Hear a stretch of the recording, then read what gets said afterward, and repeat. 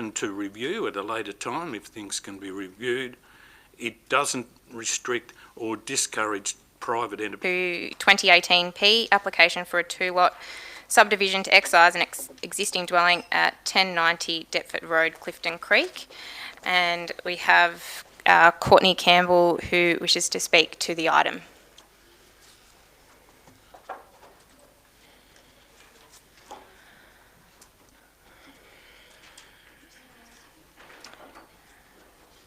Thanks, Ms Campbell. You have 5 minutes. Thank you, Madam Mayor, councillors, staff. I'm a bit thrown by the last one. I haven't got my head around that yet. Unfortunately, this application has taken a long time. Speaking against the planning permit application for a 2-lot subdivision at 1090 Deptford Road, Clifton Creek for a 2-lot subdivision. Unfortunately, the processing of this application has taken an extremely long time. There's been very little action on this application since October of last year, and the application was lodged on the 7th of September. All referral responses received by the 11th of October. A detailed assessment was undertaken in February, and now here we are, 6 months later. I understand that this type of subdivision is not favoured by some of our council officers at the moment. There is, however, the ability to allow this type of subdivision and no substantial policy or provision to prevent it. There is a need to consider each of these types of subdivisions on their merit and to assess the site and the farming ability on a case-by-case basis. The land's undulating in nature and has large patches of vegetation that limit the areas that can be used for grazing. The proposed subdivision creates a 19.5 hectare allotment with the existing house that will continue to be used for grazing. This lot will have access to suitable rural infrastructure, including water, stockyards, and is divided into grazing paddocks. The balance allotment will have rights for a house to be built on it, as it is greater than the 40 hectares, and whilst it is claimed that the land will be lost to farming, in this instance the potential development of an additional house may lose a couple of hundred square metres. However, the significant investment in infrastructure and intensive use of agriculture could be gained. Not many farming enterprises within East Gippsland are the sole income for families anymore, particularly now during this severe drought. Most people have a secondary income, so the need to retain the larger land holdings is no longer critical. Overall, the aim is to maintain and improve rural production, which in some farming areas is easier, and larger land holdings do support that. However, this is not the case here. Clearing the land of vegetation will ultimately improve the rural production. However, I don't think this is a desirable outcome. I agree with the objective in seeking to protect and enhance our viable and high-quality agricultural land, our snowy and Mitchell River flats, the large thousands of hectare land holdings at the back of Buchan, the areas that are remote and play a direct role in the agricultural industry of East Gippsland. This land is not prime or high-quality agricultural land. The planner's report states that lots in this area range between 2 hectares and 100 hectares, and lots containing dwellings generally do not have an agricultural component. We are providing the ability to have both a dwelling and an agricultural use on each of these 2 lots. In relation to the bushfire management overlay, the CFA have as much responsibility as the council, and they have provided consent to this proposal. All in all, this subdivision will not permanently remove land from the overall input into the agricultural economy of East Gippsland. The subdivision is not out of character for other lot layouts and land holdings in the area. We respectfully request an alternative motion be put forward to grant a permit. Thank you. Thank you, Ms Campbell. Ms Reynolds, do you wish to speak to the item? Thank you, Ms Campbell. This is a planning application that is seeking to use a provision of the farming zone. It's a farming zone property of which there are 3 opportunities to make an application for subdivision. This is an application that is applying to use the clause that talks about an excision of a dwelling. In this instance, it's creating a 2-lot subdivision, the dwelling to contain the existing dwelling, major dam and farm infrastructure with a 19 hectare allotment and an approximate 57 balance allotment. Essentially, the recommendation before you, councillors, is that we as planners have taken the arguments with respect to the premise of the application. In this case, there is no compelling reasons and benefits presented as part of the application to the ongoing farming of the property. There is no farming reason for the two-lot subdivision. Furthermore, what we are saying is that the subdivision results in the fragmentation of land, and by doing so, it's creating another dwelling in the rural landscape. The purpose of the farming zone is quite specific, that it aims to support and enhance the farming of the land. What we're saying is the fragmentation will lead to does not support necessarily another agricultural pursuit of the land. We are saying that it's a rural residential outcome. The council report talks about what the definition of rural residential outcome, and it's about a lifestyle opportunity. The creation of a balance allotment greater than 40 hectares creates an allotment greater than the schedule. The schedule to the farming zone in this case grants a right to use the balanced land for the purposes of a dwelling. Use is granted by the nature of the number of the balanced lot. In this case, a planning permit would be triggered to consider the BMO issues, but the use is as of right in town planning terms. Essentially, it's a 78 hectare property that we consider has grazing opportunity. There is no basis for the proposal that any intensive agriculture is to commence, or any reason why a smaller lot is considered to be of merit. I take you to the decision guidelines in the planning scheme, and essentially it's very important that I say tonight that just because a permit can be granted, or that we can apply for a permit, it does not apply that we should grant a permit. In this case, we are saying that local policy relating to agriculture in our local planning scheme actively discourage the creation of rural residential lots. For this reason, we are proposing 6 grounds of refusal, and we believe premised on it being inconsistent with the purpose of the zone and inconsistent with our local planning policy relating to agriculture. Thanks, Ms Reynolds. Questions, councillors? Councillor Buckley? Thank you, Madam Mayor.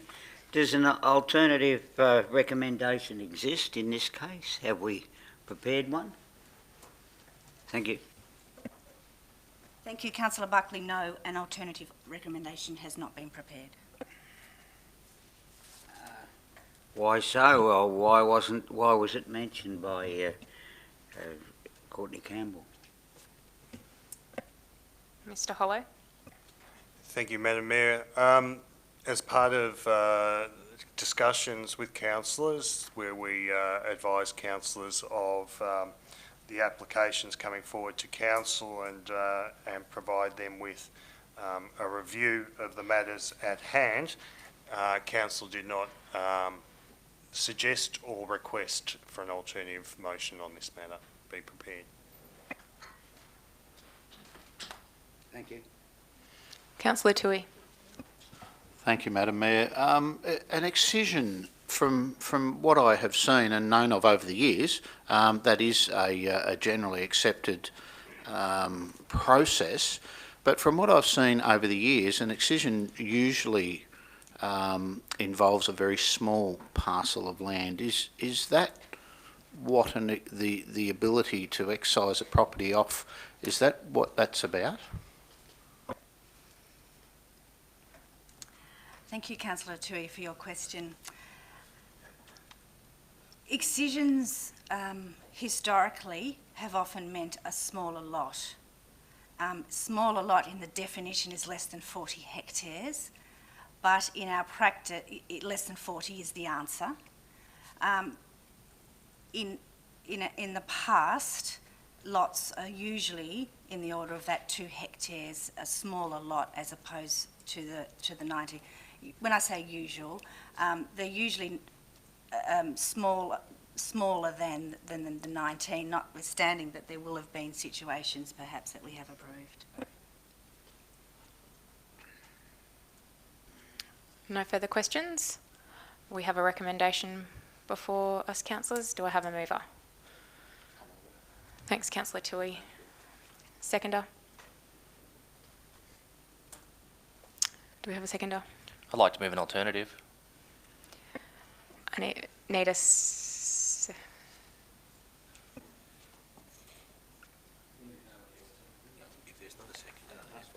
What's your alternative motion? I'd like Councillor Roberts? to, do we need to let Councillor Toohey's motion lapse? I would like to move that the application be approved, that be granted. I'll second that if you need a second.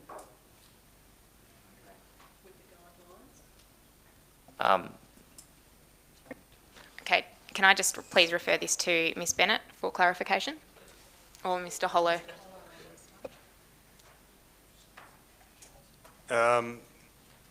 Madam Mayor, if a motion was put to grant a planning permit in this case, the motion should be supported with a range of conditions so that procedural and technical requirements of the Subdivisional Act and the Planning Environment Act can be met, as well as obviously practical and sensible matters. We have none tonight pre-prepared, so we would be required to maybe be provided with some time to prepare up a suitable motion. Councillor Roberts? Could I request that we defer it until the next ordinary council meeting?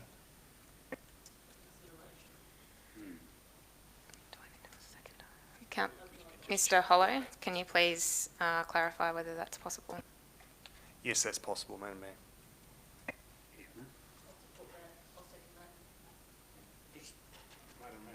Just on procedural processes, the Councillor 2 was moved the motion, and I was in the process of seconding it when an amendment I took it jumped in. Where does that leave the application as we are now? Because I would have thought it was left on the table. Ms Bennett, are you able to? Through you, Madam Mayor, can I just clarify, did you actually second, councillor, or were you? Well, no, what happened, well, no, I didn't get to be recorded. That was the point. I was in I had the hand up but unfortunately, fortunately from Councillor Roberts' point of view, he jumped in quick enough, but I wasn't recognised. If it's the case that Councillor Toohey doesn't have a seconder, I take it that the motion must lapse. But I'm just wondering, is this the appropriate process?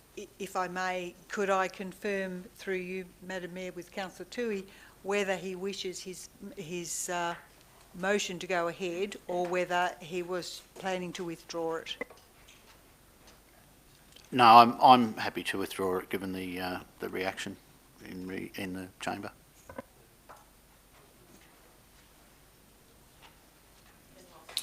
No, it's not lost. It's just the matter withdrawn. Withdrawn. So Councillor Roberts has moved to defer the item. Councillor Peltz has seconded.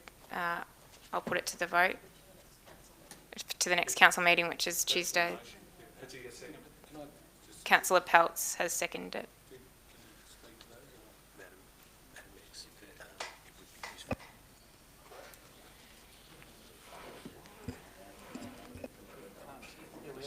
Councillor Roberts, can you please speak to your motion as to why you have asked for it to be deferred? Sure. Considering the large excision remain and the excise land would remain at 40 hectares, I don't believe it would be detrimental to planning outcomes. Considering the quality of the land that's being subject to the application, I think it's fair to the applicant that it be considered for the reasons that I just mentioned. Thank you. Ms Bennett. Thank you again Councillor Roberts, I think it would be useful for the sake of let the record reflect and for clarity, if you were prepared to include in your motion that the matter be deferred so that officers have an opportunity to Thank you. I would like to also clarify that the reasoning that I would like to request to move that this item be deferred till the next available ordinary council meeting is to give officers time to formulate an appropriate recommendation that meets all statutory and administrative requirements. I request a recommendation for approval to be considered at the next ordinary council meeting. We got there, thank you. Mr. Hollow, do you wish to? Through you, Madam Mayor, the officer recommendation remains as put. I think what we're looking at is a request to prepare an alternative motion to support the application. Councillor Roberts, is that what you are asking for? That is correct. Thank you, Mr. Hollow, Madam Mayor. Thank you. I too would like to speak in support of Councillor Roberts's quest on the grounds that 192, 78 hectares actually is equivalent to 192 acres, and the 40 hectares is equivalent to 98 acres, and it gives me thought that it's actually an appropriate subdivision. Whilst it may be, some of it may be covered in dense forest or treed, the bottom line is it is still a viable grazing property, and I think the applicant actually has merit, and there is a right for him to be able to subdivide his property and still be able to have a 40 hectare property which is 98 acres, and I believe it's above and beyond the request of the state government's the state government's guidelines of being 40 acres. So I think there's actually merit, and I would like the officers to have a look at what they are recommending and the alternative to be considerate of the applicant's wishes on being able to possibly develop his property to how he requests. Thank you. Councillor Rotino. Thanks, Madam Mayor. I'd just like to quickly support Councillor Roberts, and my support is in the absence of our rural land use strategy. I just couldn't support the recommendation that was presented here tonight, but I'm supporting the motion to defer. There's precedents that we have approved this type of subdivision before, and not that that sways me, but in the absence of our rural land use strategy, I can't support the previous one, and I am supporting Councillor Roberts' motion. Thank you. Councillor Ellis. Someone has to oppose the application, so it's me. I think, as usual, as I'm reminded, the situation is, councillors, we were presented with these briefing papers previously. We have gone through and read through these issues. We have discussed them and challenged officers in relation to their recommendation. The officers, in good faith, in complying with their role, have presented these documents for us to make a decision on this evening.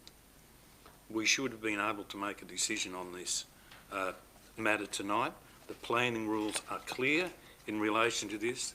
Government direction from the state planning officers is very clear in relation to these matters. These exercises are not unusual. We do get these on a fairly regular basis, and we make particular decisions. And I believe that we should, as a council, have been in a position to make a decision on this evening, and therefore I must oppose this application for deferral. Thank you, Madam Mayor. Any further speakers? Councillor Roberts, do you wish to have a right of reply?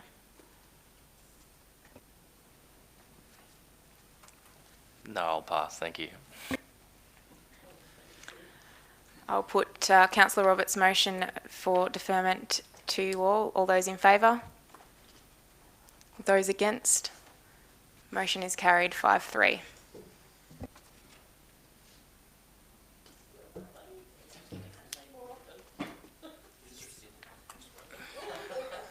Five point 1.3, East Gippsland Shire Council proposed seats priority projects. Ms Weigel.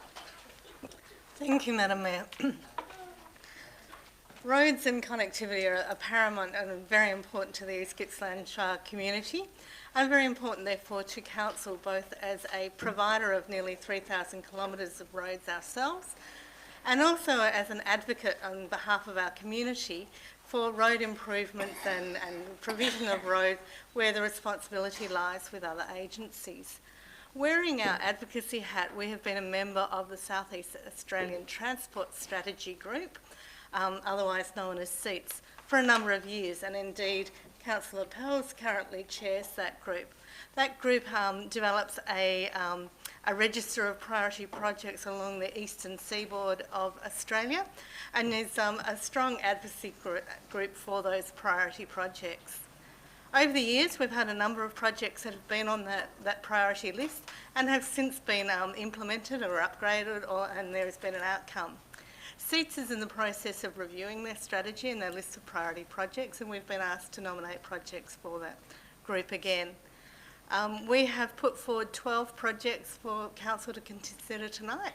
They have been based on 3 selection criteria around road safety, economic benefit and connectivity.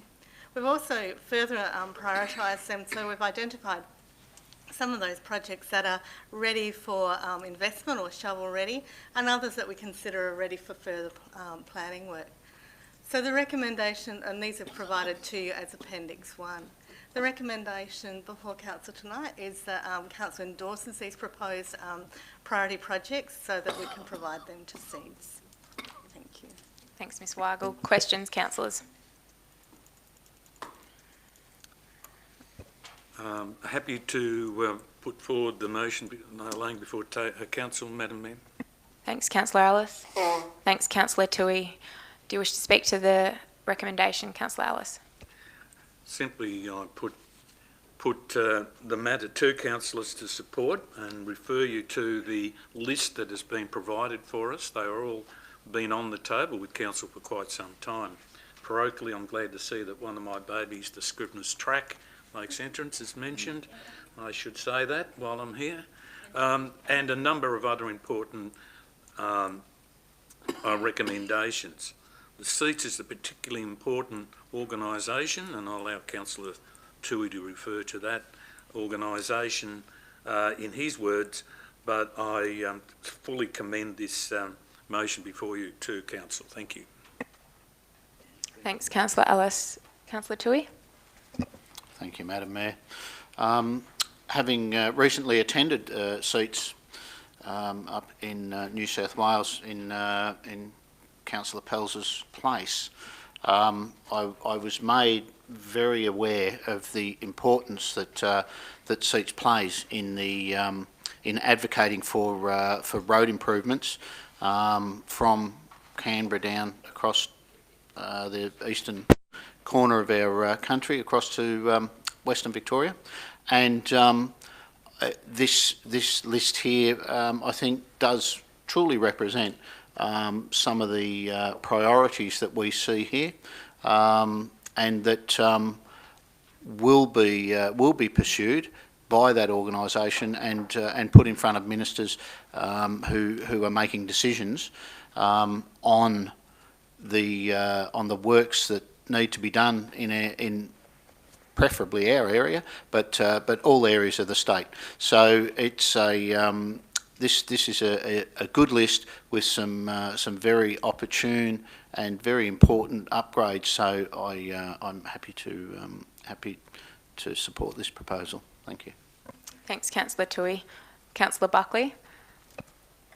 Just a quick question. Does Calhoun Road come under the SEATS program? The one that goes up from here out to the Bruthen Road? Yeah. It's in our region, so yes. And it's a big road, is it? No, it's a Delp. Delp. Delp Road. Yeah. Well, that all comes under the same umbrella, does when we say seats, we mean DELP roads as well, don't we? Yep. Yeah. Councillor Peltz, do you wish to speak to the motion, and perhaps you can clarify? If I might enlighten you, if I may, Councillor Buckley. The SEATS is the South Eastern Transport Systems, and basically it's all roads and ports and airports within the East Gippsland region, and within all of the 16 other council member regions as well. So it goes from Wollongong all the way down to Bawbaw. And it covers all roads and rail and airports, everything. So if it's a DELP road and it's in the Cahoon, it will come under our seats delegation, and it will be a local road, but it will also be something that, if it's on a priority projects list such as this, it will be recognised. It's the only way it will probably be recognised, because it is very well respected, the seats group within the political circles. Both federal and state government look towards us for funding opportunities to help their regions. So with that said, I'd like to say to Fiona, thank you, and Mark, who's been helping. Thank you for developing this list, because for a long time I've been involved with seats for the past 11 years, and I look at the lists from New South Wales, and they get hundreds of thousands of dollars for road upgrades in their regions, purely because they get them on these seats lists. And we've been a bit reserved over the years, and the Victorian sector's always light on.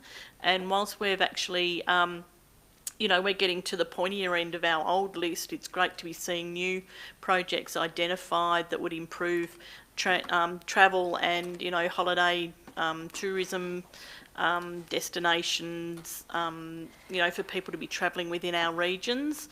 And I think it's really important that we can help these safety upgrades and improvements, because our area is predominantly hilly, and with a caravan on, it's quite difficult for some of the elderly to be driving around our region. So any upgrades we can campaign for, I think it's a real bonus for our area. So with that said, I commend that more councillors support this list, so we can get it recognised with some decent funding for our region. Thank you, Councillor. Any further speakers? No? With that said, I'll put the motion to you. All those in favour? Motion's carried 8-0.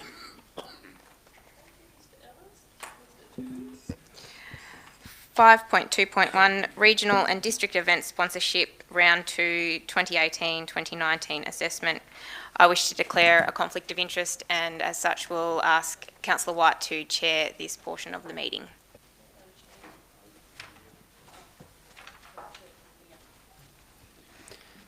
Thank you, Madam Mayor.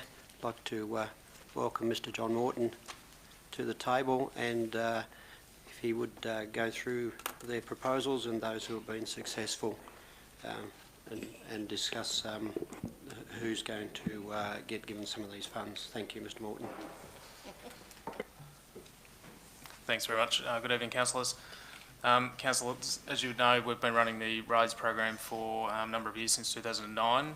Over that time, it's been a very successful program, particularly through the roads side of things, which specifically relates to regional and district events. During that time, council supported an extremely large number of events during that time. During the current year, so the 2018-19 financial year, we've supported events totalling around $91,000. These events have been spread throughout the region, and also we've been able to bring an additional 12 new events during that period to the region. Many of those have been over a 3-year period as well, which is great that we're seeing that economic benefit coming to the region. This year, or for the second round of roads for 2018-19, we received 7 applications for funding, and a number of these do stretch out for the out years, up to 2021-22. Offering a good spread of events throughout the region again, which is great, and we've also had a number of applications from as far widespread as Anglers Rest, which is great. So there's a number of those, Friends of Midder, the Bairnsdale Kart Club, East Gippsland Food and Fight, or Food and Fibre Gippsland, which is formerly the East Gippsland Food Cluster, Vic Bring Classic, the Painesville Classic Boat Rally, and the Alpine Links Regional Community Development Association. So those in total, 37,500, and hopefully they will continue to encourage regional growth throughout the Shire. Councillors, there's a recommendation before you this evening for your consideration in relation to the round 2 of the 18-19 raids. Happy to take any questions. Thank you, Mr. Morton. Councillors, if you have any questions. Councillor Ellis? Mr. Morton, this is a very, I know we're a bit odd. It's just a quick question. The Gippsland Polo Classic, which is to be held at Kabungra Station, I note, was traditionally sponsored and managed over in Alpine Shire. Can you tell us how we were able to entice them to come over into the East Gippsland Shire? I thought it was a permanent matter on their calendar. Thanks, Councillor Ellis, for your question. So yeah, we've been in discussions with the AlpsLink community up there and the people who have been organising the event, and also the Alpine Shire. The Alpine Shire have had a bit of a change in what they're looking at to support, and I think they see it as, because Kabungra falls in our region, that it fits with us a little bit more, and we were very forthright in obtaining that event. So it's another one that we've been able to get, and it's been a very successful event over the last 30 years, I think it's been running. So yeah, it's a bit of a coup, for want of a better word, for us to obtain that. So that's why. Yeah, would you like me to make a little comment on that? Oh, okay. Deputy Mayor. Go ahead, Councillor Buckley. Yes. Thank you, Deputy Mayor. Now, the location where they had it up at the paddock, you know, where the dinner, well, it's the Mount Hotham Airport's the official name for it. They used to hold it there, and because of the development there of the runway, the area became restricted, and it wasn't such a popular spot, whereas Kabungra was quite the opposite, and the proprietors at Kabungra Station were very helpful in wanting it to go there, and it's been there for a fair little while now.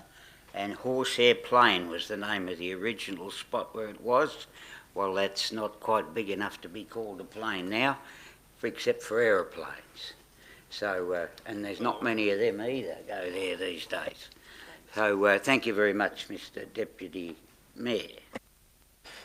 Thank you for the history lesson, Councillor Buckley, and now we have an impatient Councillor Roberts wishing to ask a question. Thank you, Deputy. Thank you, Mr. Morton. I noted of the 7 requests for funding, request number 7, the East Gippsland Beef Conference, was the only one that was not in the recommendation, despite the description, the comments and description noting that it's been quite successful in previous years. Is there a reason why that was omitted this time around? It was, and thanks for your question, Councillor Roberts. So the East Gippsland Beef Conference in the past has been run through a committee, and this year the application actually came to Council through the Department of Jobs, Precincts and Regions, and it was felt when we were discussing it that if Council was to fund that through this program back to a state department, that there would be some concerns around that. However, in saying that, we have had subsequent discussions with that group, and we will be supporting the event through other means going forward. Councillor Rotino. I'm happy to move it, Deputy Mayor.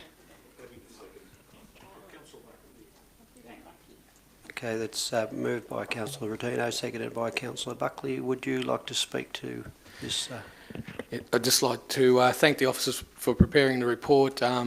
This is an excellent way for get seed funding out to particularly new events or emerging events, and as you rightly put, Mr. Morton, it does give then those events leeway to either springboard off what they've done or source other types of funding. So it's a really important piece of work that we do each year, and thank you and commend you for the work done here tonight. Thank you.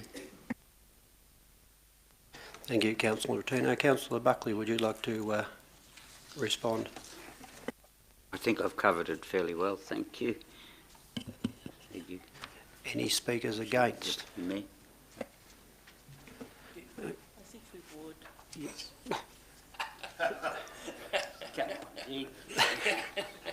Thanks for that. Okay. No speakers against. I'll put this motion to the vote, please. All those in favour? 7-0. Unanimous. Thank you, councillors, and I would expect that our Mayor may return to the chamber.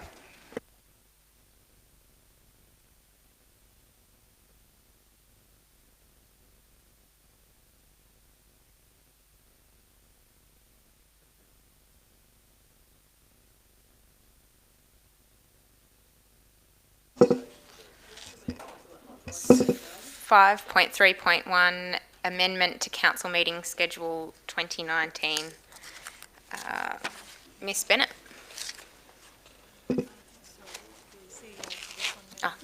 Mr. CEO.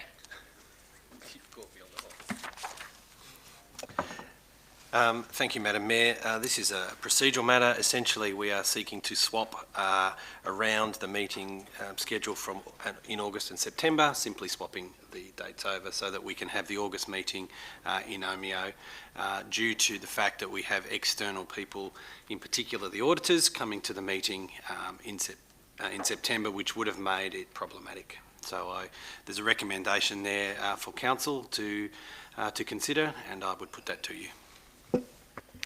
To move the motion, Madam Mayor, it's procedural. Thanks, Councillor Ellis. Thanks, Councillor Rotino. No speakers? No. Put that motion to the vote. All those in favour? Motion's carried unanimously. Thank you. 5.3.2, Instrument of Delegation, Council to Chief Executive Officer, Procurement of Insurance. Ms Bennett. Thank you. Councillors, this report is seeking your approval to amend the CEO's delegation to exclude the purchase of specified insurances from his delegation, which limits the amount of money or the amount of goods, works and services that can be acquired to $250,000. It's basically an operational issue, in that because of a range of factors, including the process that needs to be followed and the timing of the tender that is undertaken on behalf of ourselves and a number of other councils, means that we are seeking, we are looking to raise the purchase order to purchase these insurances: public liability, products liability, professional indemnity and special industrial risks, at a period that's normally at the end of June or early in July. If we are given the report on these tenders a little late, it means that potentially we might go for the whole month of July without having live insurance in place. Through this amendment to the delegation, which is quite specific in that it is only insurance that is exempted from the delegation, we will overcome that problem and ensure that we have appropriate insurances in place 12 months of the year. Thank you. Thanks, Ms Bennett. Are there any questions, councillors? Happy to move it, Madam Mayor. Sorry, Councillor Peltz. Yep, just to clarify so that we know exactly what we're adopting here, I'm trying to work out the insurances that you've said. Are they listed in table on the page 49 in that table where there was 393,593, or is that the amount in total? Can you just clarify that, please? That's the total. Total of all of the 4 insurances together? Correct. They are all paid at the same time, and that's why the amount is so high. So if they were all individually listed at their own amount, it'd actually come to his delegation amount? Potentially, yes, but that's not the way the package is presented to us. It actually comes as a package. So the amount that we're actually talking about it's probably slightly higher than $393,593. Yes, it would be, and it would increase annually in accordance with CPI or something, whatever and market factors as well. Yeah, sure. Okay, so we're looking around the $400,000 figure plus GST. Yes, potentially you would be looking around that figure this year, but if for example, a cap was set on the excess, we'd be back next year seeking a further increase. Can I just state, I think I recall the same issue happening last year, and we had to do it, we had to do the same process. So moving forward with this, is there a way, besides increasing the Chief Executive Officer's delegation, of looking at this in some other way so that we don't have to go through this process again next year, because we will be? The purpose of this report is actually to position us so that we don't have to do this again. What we normally have to do is scramble a report to you quite inelegantly sometimes, because the notice is so short, to get your specific approval to enable us to acquire the insurance. By increasing the CEO's delegation, what we're hoping to do is that not having to scramble back to a council meeting or call a special council meeting specifically for the purchase of procuring these insurances. So to make it clear to all of the councillors around the table, what we're adopting tonight, if we accept this recommendation, is inter perpetuity. We are stating that the CEO of our business is able to not have to come back to us to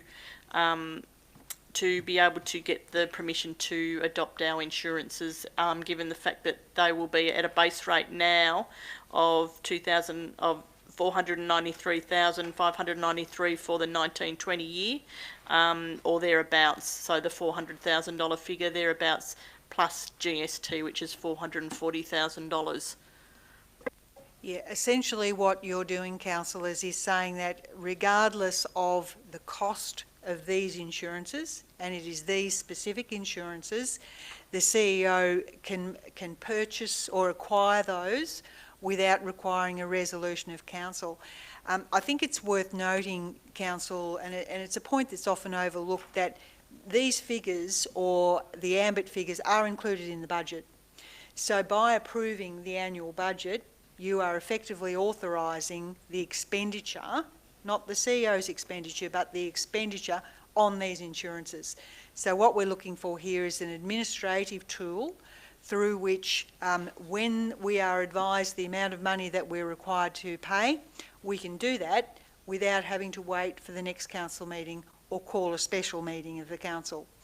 It is possible, if it would make councillors more comfortable, you could make it provisional on a report coming to the next council meeting indicating that the insurance has been acquired and the amount of money that was expended in doing so. And I'd also just make the point that this is a very common practice. Our neighbours at Wellington, for example, have exactly the same arrangement, and a number of councils throughout Victoria. Councillor Roberts. Thank you, Madam Mayor. I believe my question was answered in the officer's comments. Thank you. Any further questions? Councillor Peltz. Sorry. Can I just ask, with regards to this, whilst this particular insurance is a package deal which is put through the MAV insurance scheme, and so if we were to be giving delegation, would it be specifically only the fact if the MAV insurance scheme was being purchased, or if another insurance body came along and put in a better price, would the CEO then be able to go and just spend it on another insurance body? I'm just trying to check if the wording... Yes, the CEO would be able to acquire the insurance from any insurance company, provided it had all the necessary licences attached to it, but it's these insurances specifically that would be acquired. And I would counsel against tying it to the MAV, because I think it's every second or third year we actually go out to the more general market. the provider that we have been using for the past several years has brought back the most competitive bid, which is why we use them, but we're not wedded to them. So it could change from year to year. Okay. Councillor Ellis. Really didn't have a question until I thought about what's just been discussed, and that is that with this particular thing, it would remain with the CEO to make any decision in terms of the procurement of those particular insurances without having a need to report to council. Have I read that right? I think I'd repeat my earlier comment that by adopting the budget, council actually approves the acquisition of the insurance. What this does is simply put in place a mechanism whereby that procurement can be made more expediently. But yes, the CEO has the ability to acquire these particular insurances from the provider that, in his assessment and the assessment of the brokers, is the best deal.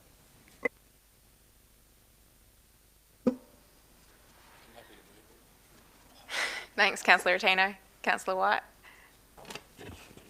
Mine was just a quick Oh, question.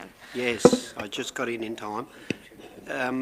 Basically, though, I guess this time next year, when this is going to happen, would we just be informed of what the deal might be? Not that we needed to vote on it, but that would we still be informed that we, you know, what our insurance bill would be and who it would be with? Again, sorry, through you, Madam Mayor, the estimate would already have been identified in the budget and therefore is available to all to see. We wouldn't normally report back on a procedural matter such as this one, but you know, I'm sure the CEO would be amenable to that if councillors felt that was something that needed to happen. Are you moving it? Could I perhaps suggest that we move it, but to include a note that we are informed once the decision is made?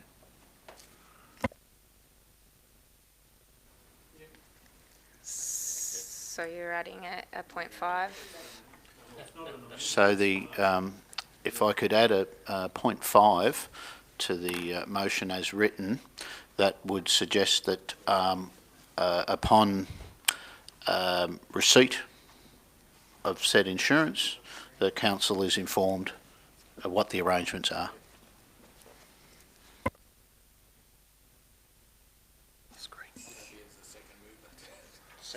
Thank you. We'll just put it up on the screen just so we can For clarity. be comfortable with 0.5, Colin.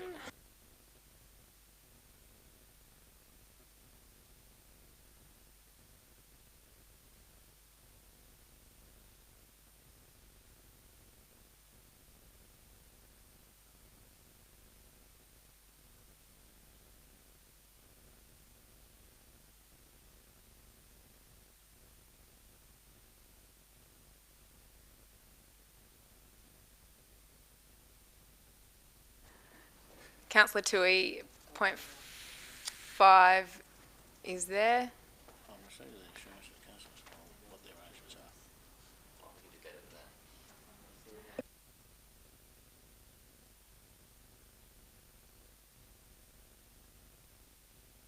Could I make a suggestion through you, Madam Mayor?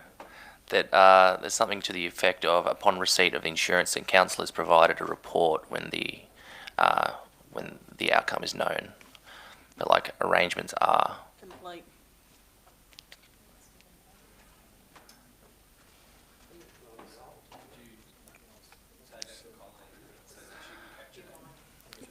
I'll channel Mark. Upon receipt of the insurance, upon receipt of the insurance policy that council is, oh, don't look at me like that, Marianne. Yeah, all right. The revised insurance. Miss Bennett, is that clear to you what you need to do? No. and I don't think it would be clear to any other reader. I think what I would like to do through you, Madam Mayor, is clarify what the intent is here. I thought when we started the discussion that the intent was that once the insurances had been paid, that councillors would be advised. Is that where we're going? Yes, so not necessarily on receipt of the insurance, but on payment. Yes, so could I suggest then that the delegation is conditional on councillors being informed of the councillors be informed. No, because it's all about the premium. So really, the councillors be advised of the amount of the premium amount paid. So something along the lines that the delegation is conditional on councillors being advised of the premium paid. No, that has been paid.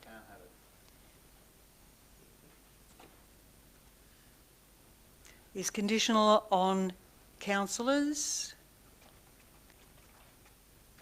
being advised of the amount of insurance premium paid.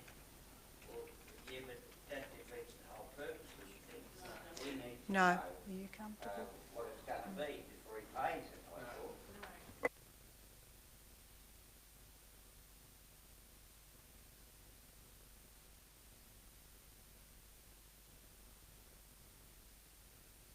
Have an instrument delegation.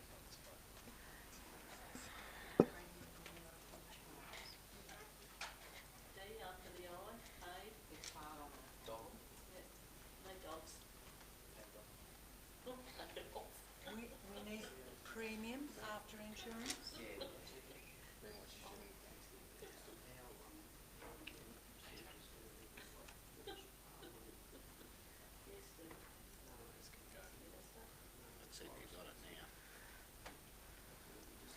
No pressure, Colin.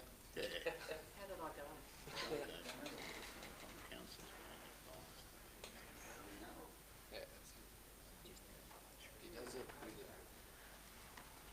Happy with that as an amendment, Madam Mayor. Thank you. Mr. CEO and Ms. Bennett, is the 0.5 clear? It just needs to read being advised of the insurance premium paid, because the premium is the amount. Oh, so get rid of that, yeah.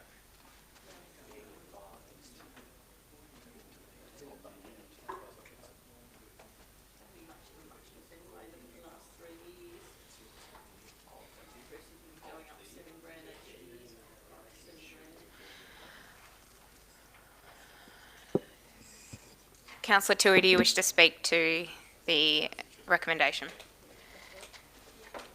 Thank you, Madam Mayor. Not really to add much. Again, it's a procedural issue that obviously does go over the delegation, but in my opinion, as long as we're made aware of what that is, I don't have any particular issue with it. Thank you. Councillor Rotino? Thanks, Madam Mayor. Just quickly, instrument delegation is obviously built on trust, and this is just part of that. And if anything happened, well, then we renew or review the delegation. It's pretty simple. We were briefed thoroughly on this issue. I'm happy with it, and I'm happy to vote now. Thank you, Councillor Rotino. Any further speakers? Councillor Powell. I'm really pleased with this because, like I said, I guess the rewording has come from the issue that we had the same issue last year, the year before and the year before. So this will get rid of that issue of it coming back to the table for us when it's an unconditional must pay. The insurance must pay, a council must pay the insurance of liability totally. So I think this is a good outcome. Thank you. Councillor Ellis. Madam, are you calling for anyone to vote against this? You do. Speakers against. Thanks. This is a particularly important issue, and it's not the issue of the insurances. It's not the issue of providing councillors with a report after something's done. It's the issue of the role of councillors. It's the role of taking responsibility for decisions and the end management of council. It's what the people elected us for, was to be responsible and to account for the good management of council.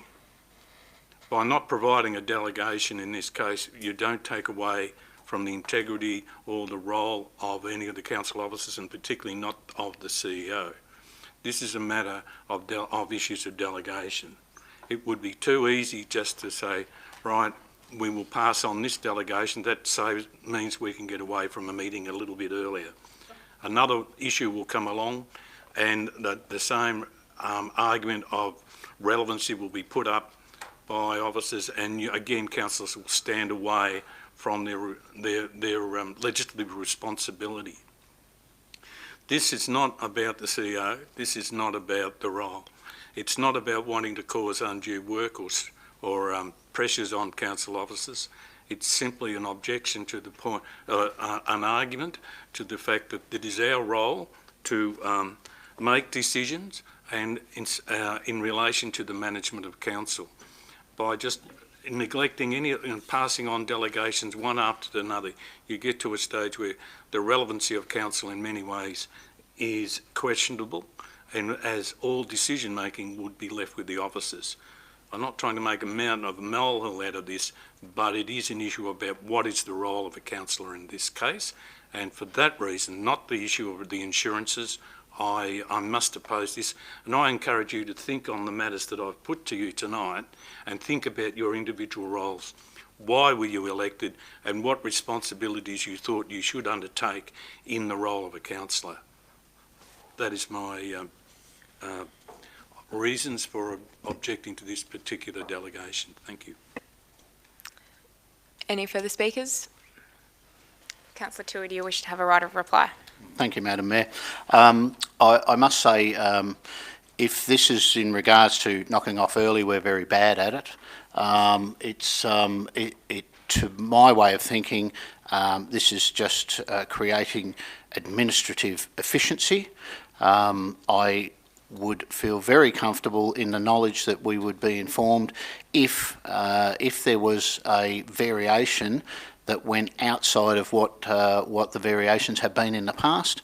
I would expect that any large variation we would be informed of immediately, and we would then make a decision.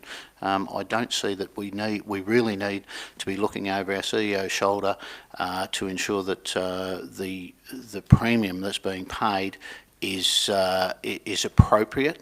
As I say, I would expect that we would be informed if it changed dramatically. Thanks, Councillor Toohey. I'll put the motion to you. All those in favour? All those against? Motion carried 6-2. Urgent and other business is nil. I'll ask for a mover to move into closed business. Happy to do that. I hereby move. You've got the page.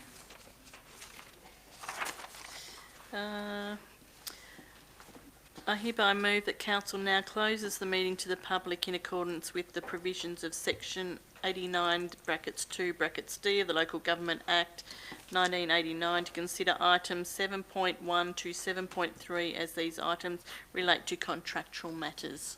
Thanks, Councillor Peltz. We've got a seconder. Thanks, Councillor Rattino. All those in favour? Motion carried. We're now into closed business.